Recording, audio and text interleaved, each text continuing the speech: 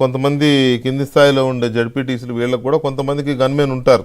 సరే, వాళ్ళు పనిచేసే ప్రాంతాల్లో ఉండే కొద్దిగా పరిస్థితులను బట్టి ఉంటారు. వద్దని భద్రత వద్దు అని ఎవరు అనరు, అది వేరు. కానీ ఇదేమి ఇది సార్, దీన్ని ఏమన్నా కూడా అర్థం కావట్లేదు. పాత రోజుల్లో మరి ఆ నియంత్రణలు కూడా ఇంత భద్రత పెట్టుకున్నారా లేదో అర్థం కాని పరిస్థితి. మీ మీ అబ్జర్వేషన్ ఏంటి దీని మీద, ఇంతమంది భద్రత మీద? వెంకటకృష్ణ గారు, జనరల్ గా భద్రత ఎవరంతా వాళ్ళు మాకు ఇంతమంది కావాలా ఇంతమంది కావాలని కోరితే ఇవ్వరండి. దానికి ఇంటెలిజెన్స్ రిపోర్ట్ ఉండాలా. అవును.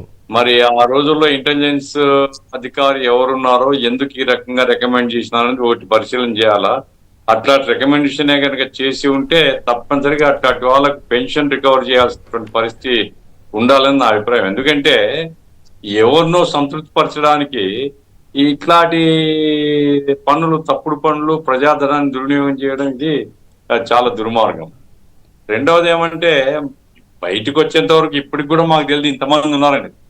ఆ రోడ్లో ఎవరు రాణించే వాళ్ళు కాదు చాలా మందిని. ఆ తర్వాత ఏదైనా ఒక చిన్న ఎస్టేషన్ ఉంటే నేషనల్ హైవే దగ్గర నుంచి సార్ తీగలు వేసేసి, అమ్మో నాకు అసలు ఏంటిది ఇంత భద్రత అనేది అర్థమే కాలేదు. ఎవరు పోతారు సార్ ఆయన దగ్గరికి? ఎవరెవరు పిలిపిస్తారు మేము పోతాం సీఎం ఇంటికి అని అన్నంత మాత్రాన లేని విపరీతమైనటువంటి పద్ధతిలో. ఒక సందర్భంలో నేను చెప్పాను కూడా, కమిషనర్, విజయవాడ కమిషనర్ కు మహిళలు చలో అసెంబ్లీని పిలిపిస్తే వాళ్ళందరినీ వాళ్ళ ఇండ్లలో, వాళ్ళ హోటల్ ఎక్కడైనా హోటల్లో ఉన్నారా, ఆఫీసులలో ఉన్నారా, తరిచి రాత్రంతా పట్టుకొని వచ్చి మహిళల్ని ఆ పోలీస్ స్టేషన్ లో పెట్టాను. నేను అన్నాను, అయ్యా ఇక్కడ నుంచి పోండి అని చెప్పినా పరిగెత్తుకొని పోలేరు కదా వాళ్ళు.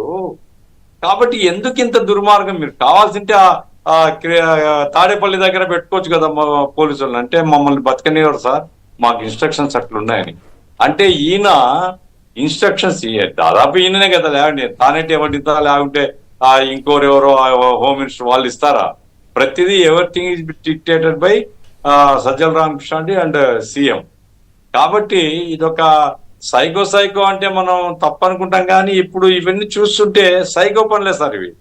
ఈ సైకో పనులు కాకపోతే ఒక వ్యక్తికి లేదా ఒక కుటుంబానికి ఇంత భద్రత ఏందంటే నాకు అర్థం కాలే. ఏం ప్రమాదం వచ్చింది? ఏమన్నా అటాక్ జరిగింది నీ మీద? లేదు.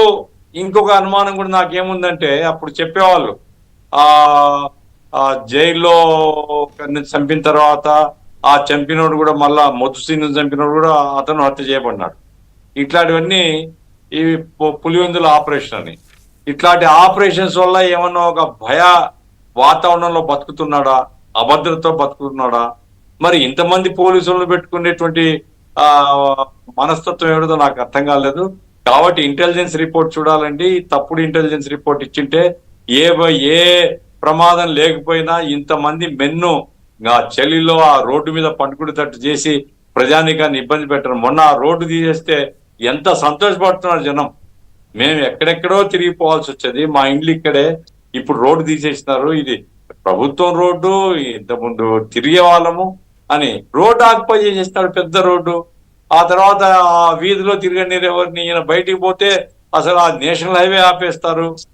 ఇట్లాంటి విపరీత గుణాలు ఉన్నటువంటి ముఖ్యమంత్రిని నేను కూడా చాలా మంది చూస్తాను. ముఖ్యమంత్రిని ఇట్లాంటి విపరీత గుణాలు ఉండేటువంటి ముఖ్యమంత్రులు ఎక్కడ చూడరు. రామారావు గారితో కలవాలనుకుంటే ఎప్పుడైనా పోవచ్చు.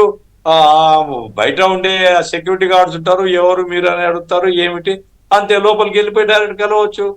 లేకపోతే ఇంక చాలా మంది ముఖ్యమంత్రిని చూశాను, కానీ ఇట్లాంటి విపరీత గుణం ఉండేటువంటి ముఖ్యమంత్రిని చూడలేదండి. ఇది మిస్యూజ్ ఆఫ్ పవర్, ఇది ఖచ్చితంగా అధికార దుర్వినియోగం. ఇట్లాంటి అధికార దుర్వినియోగాన్ని మరి ఎవరు బాధ్యులో అది ఎంక్వైరీ చేయాలా.